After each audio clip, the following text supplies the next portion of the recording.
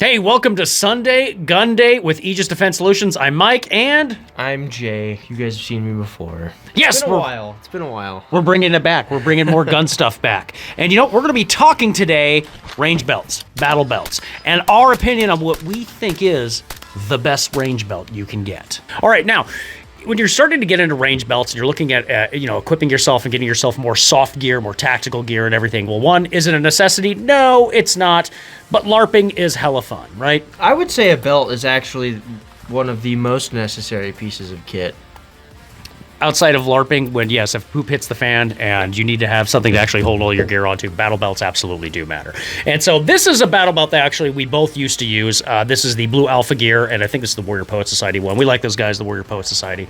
And we had some simple stuff on here, S-Tac, Kiwi, mag pouches, and T-Rex arms, med kits, or IFAKs, and I think you had an Agilite IFAK for your first one setup. Yeah. And what did you think of that one? The IFAK? Yeah, the Agilite stuff. Good idea in theory.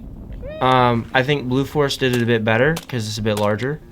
But I liked the fact that it was like a pull up and out for like the pull tab system, but it really couldn't fit hardly anything. It was definitely a individual first aid kit, not like I can't do this to use it for anybody else. It was okay.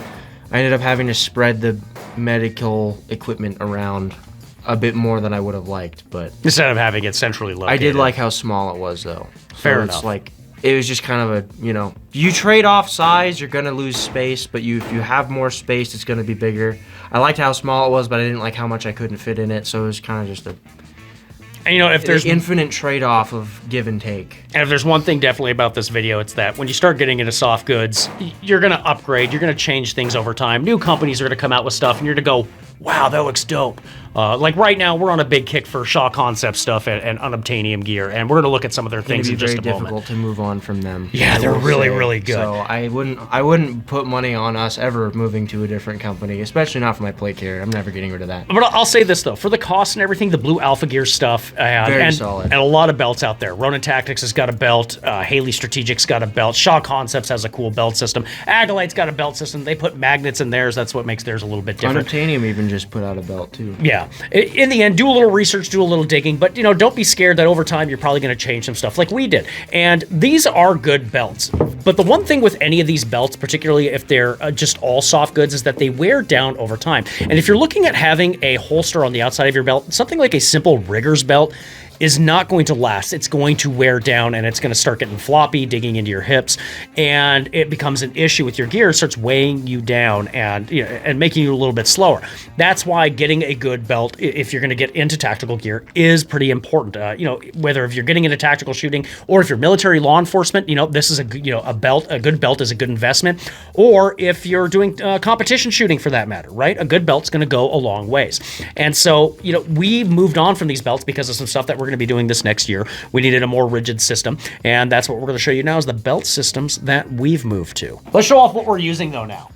It's show and tell time. Here's our new belts.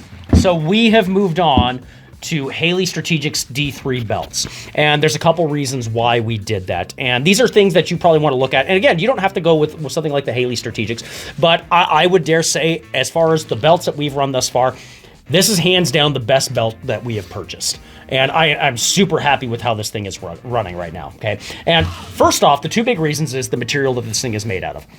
As you can see, they went to a smaller Cobra buckle, which definitely helps, just makes a little smaller profile on your waist, doesn't pinch into your belly. It doesn't poke into your stomach. If you got a beer gut and if you're getting fat, so go work out. But here's the first thing is just in general, too. I mean, having a big belt buckle, it can pinch into you. It's kind of uncomfortable. Well, the first thing is that they have a rigid plastic liner on the inside of it, which helps it maintain its shape, and it runs through the entirety of the belt. So before you even buckle this thing in, you're going to be actually cinching that into itself before clipping that buckle in. And it helps maintain that rigidity. And the other big reason that we've also moved on to it too is not just the material, it's a little bit thinner, a little bit lighter too. It has kind of a more skeletal system on the webbing as it's all laser cut. But it's also, I believe they came out with saying that it is air rated now. And we are looking at possibly doing... It is weight rated. Wait, yeah. From what I read, and I'll have to double verify when I can do that later in the video. Say this too. When I was in as an EOD tech, that was what I did. At the point I was in Iraq, and we didn't have belt systems like this, actually. Could you guys use like an over-the-hip, like... We used riggers belts with a drop thing. Holster. Yeah. And the drop holsters varied. I had a Safari Land for both my deployments. Very early 2000s. Oh, yeah. And then, but it drip. matched up with our armor, which we were using the IBAs, the interceptors, and all of our stuff was on it. Yeah. Pistol mags, rifle mags, like everything was on it. And it did get cumbersome and it did get heavy. So like the move back to a belt system for military, it was awesome, because like this would have been cool because I had buddies that were in rollovers and the culverts, and that was the whole point of having the quick release systems for even the IBAs, was that you could get out of that gear. And then with a belt system like this, you could have more than just a handgun off your rigger's belt. You could have your handgun, a knife, some tools, an IFAK, and a few just basic other things still attached to you, and get out of that culvert, if a vehicle had a rollover in that. And fortunately, all the guys that I knew that ever had that issue, like they ended up being okay. But I've heard of there were dudes that lost their lives. Not a good situation. But let's break it down and actually go through everything that we're putting onto our gear. All right, so let's break down what we're doing with our battle belts. And as we go through this, there's going to be some pieces and parts that are going to be necessity. You have to have them. And there's going to be some parts that are quality of life and just good to haves. And it's going to be based off of what your needs are, what your mission parameters are, okay? As we always say on our channel, mission-driven tools. Now, we mentioned earlier, here's the old Alpha Gear belts that we were using. And we were using S-TAC mag pouches. This is a triple pouch. It has 2 pistol pouches.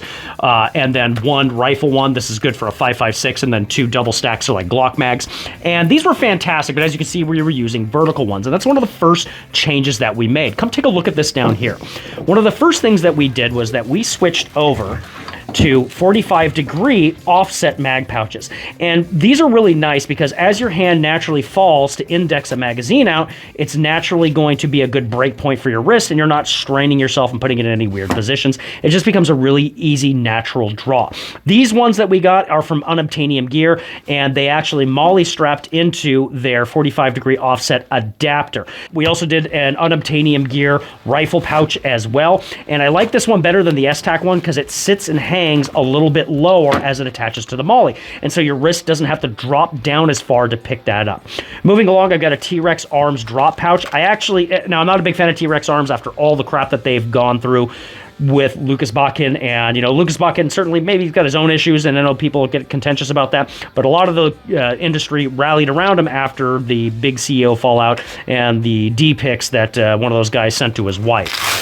Very not a cash money move. No, but I like the T-Rex arms one mainly because, one, we got the mesh bottom, so if you have anything liquid falling through there, it just goes through and doesn't collect. But also is it has just a quarter throw over the top, just a little piece of extra fabric. That way, if you're running and moving, nothing jumps out of that. And if you need further, retention over anything inside there, as an EOD guy, I liked having something like this because I could put evidence in there for doing post-blast analysis. You could put tools in there. Water bottles was very popular. Skittles, crayons for my fellow Marines out there. But you have this flap that you could just go right over the top, and it keeps everything else in there, and you still have better retention. And it has this extra leg strap too, which keeps it from bouncing around on you. Now, moving on, Jaden just mentioned this earlier, we moved on to Blue Alpha Gear's Micro Trauma Nows. I really, really like this med kit setup. Why? It's a pull and go on it if it's hooked up to your belt correctly and not sliding around, but it's a pull and go where I can just yank the entire thing out when it's on your belt. And there it is, unstraps, holds all your stuff you have in there. We just got some combat gauze with the quick clot on it. I can't talk today. Our chest needle decompression, nasal pharyngeal gloves, and then a combat bandage and hyphen chest seals. The only thing I don't like about it is I can't put a combat bandage in there too, like one of the Israeli combat bandages. And I actually like those designs on those. But to gain something, you had to give something up somewhere else. And to keep it this small, we lose out a little bit of storage on that. So not the end of the world. Now, if you've ever deployed to Iraq circa 2003 to or excuse me, 2003 to, I don't know, like 2010. You're probably familiar with the old Benchmade knives. I threw mine back on there, which saw plenty of use actually probing for booby traps, so why the tip's all worn off. And so there's some sentimental attachment to it. There's certainly better knives out there. This is not, I'm not saying that's something you need to do, but I like it. Moving on, we got a Safariland holster and just a thigh strap. A lot of companies make them. Shaw Concepts makes a really, really good one. T-Rex Arms makes a pretty simple one. And then that's just my MR920P that I've got in my holster there. Really, really like that gun. But Safariland holsters, now this is the 7 series. Jaden, I believe, is running the 6 series. He's going to show that to you in just a second. And then just the key tab for I can throw my gloves on that too. So that's what I'm running on my battle belt. Now, the nice thing about these D3 belts, too, you don't need a special inner belt. Any of the other Velcro hook and loop inner belts work just fine with this. This is a Blue Alpha Gear one, but what is it, Haley Strategic? They make their own, too, and you can get that certainly with it when you order it. And you know what? These belts, the way they're designed to go on fast, go on comfortable, and lock up really well, and it's already ready to go. So as you can see, positioning of where your gear is on your belt's pretty crucial. And I said, Jaden and I said earlier, where our hands fall with the 45 degrees is much more natural than when we had the vertical mag stacks. The vertical mag pouches, we had to come in, we had to kind of twist our arms. Now it's just naturally, where does your hand fall? Right where it needs to index, and there I am ready to index with that firearm when I go for that reload. So fantastic positioning. Really like these unobtainium gear adapters and the unobtainium gear pouches. The S-Tac ones that Jaden's running too, those are really, really good too. Haley Strategic has their own also. Honestly, it's 6 of one, half dozen of the other. They're all going to fulfill their mission really, really well. So pick one that you like and go from there. Pick a brand you like. We don't really behold ourselves to any one brand. As you can see, these are Franken belts. There's all kinds of different companies and pieces and parts to each of our setups. And that's the beauty of doing these nylon setups, is that you get to customize that kit to what your mission parameters are, what you need your tool set to be. Mission-driven tools. Push in, even though it's fitted to me. What's that motion again to get it off? No. Cool thing about having pants with a built-in inner belt is there's a complete piece of gear you don't even need to take with you anymore. Makes life a heck of a lot easier. I should flip this around. Learned how to actually use a belt. That's like comment about how I took a long time to learn how to tie my shoes. I'm a little hurt by that one, I'm not gonna lie. As Mike said earlier, we're running the same belts now. We're running the Haley Strategic D3s. I am running the S-Tac, the canted 45s. I like them a lot. I decided to stay with S-Tac because for their rifle mags on your belt, it was kind of a task to reinsert. Very stiff. But the pistol mags run phenomenal. They're fantastic. I actually have 3. 2 on my belt, and I have 1 right up here on my plate carrier, so that if I'm out here or if I have to reload, I'm in a vehicle or in a weird position, I just have one right here already up in my workspace. So I went with the 45s, and the reason we went with the 45s is because having them at a canted angle prevents them from digging into your stomach as much, and having everything just a little bit lower allows you for more movement, especially if you're in just a weird position. You don't have that mag just sticking right up into your rib cage, which was a problem for me. And what I did was something that I actually have never done before. I did a full mid-ride drop down for my rifle mag, and honestly, I'm still testing it out. This is pretty new to me, but I actually like it a lot, because also an unobtainium makes this adapter. I can just slide it right off and I can put something else there. So they're going to be making an adapter for another Jasta and whatnot, so I can have a second Jasta pouch if I ever need like 800,000 pockets, which I could do that if I wanted to. But they also make a pasty gun holder, which I think is going to be quite useful in the summer, because we're doing a lot of classes, and handing out pasties sometimes goes wrong. People just don't know how to put pasties on targets. I stuck with the Shaw Concepts Sidekick V2 because, I mean, quite frankly, it's the best thigh strap I've ever used, so I decided to stick with it. So that's same Safariland system, just clips right back down, and then you're good to go. But another reason I moved with this and I decided to do a drop down was it's much more natural. My hand naturally falls to my about pocket height, and that brings it down to pocket height. And I decided I was always needing an additional pocket, an additional place to put things. So I got the Spirit Assistance jazz set, and I just chucked it on here. I've got a tourniquet, notepad, multi-tool, everything like that in there. But Unobtainium, hello Unobtainium again, makes an insert for the Jasta that is much better than the one that Spirit Systems makes, which uses their sled system, which you're allowed to now have a rifle mag and a pistol mag in there with the good ability to reinsert it without having to fight with just a full soft insert.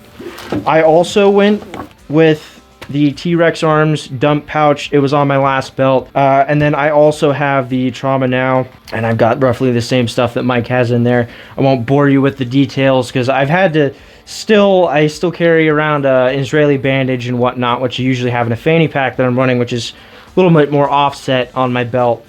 But if I don't need it or whatever, there it is. Ta! I've got it in this, which is this Agilite fanny pack, which I'll probably be phasing out for something else. I've just been phasing out all of the Agilite kit that I had for either no particular reason or just I found something that I liked more. And that's the beauty about nylon. You can just swap it out.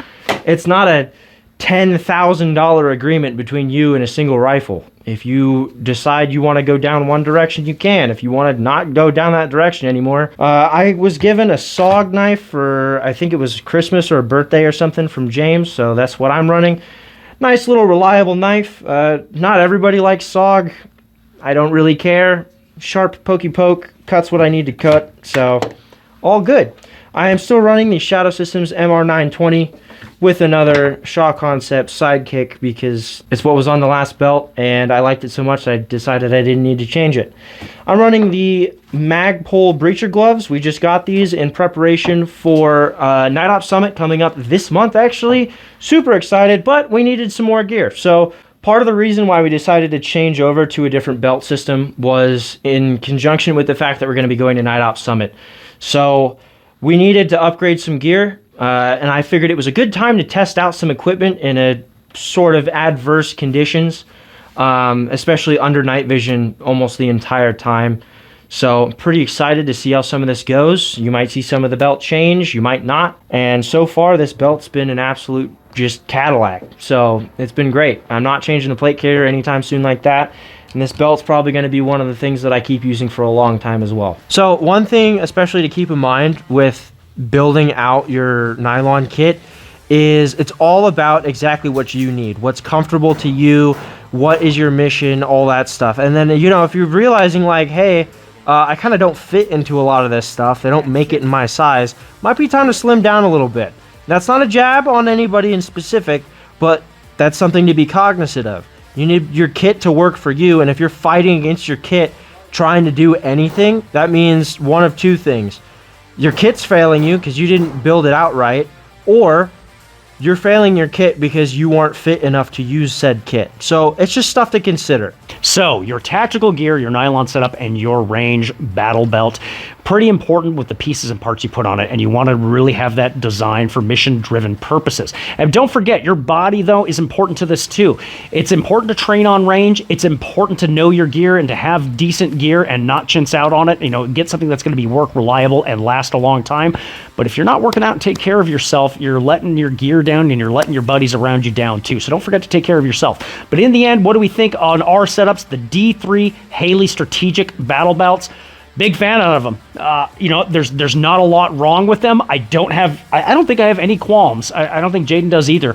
And I think these are winners too. You know, but the blue Alpha Gear belts, they're pretty good too. We just like these just a little bit more because they're a little more rigid and a little more rugged. So it's Mike and Jaden with Aegis Defense Solutions. Thanks for sticking around tonight. Remember, stay prepared, not scared. God bless and good night, everybody.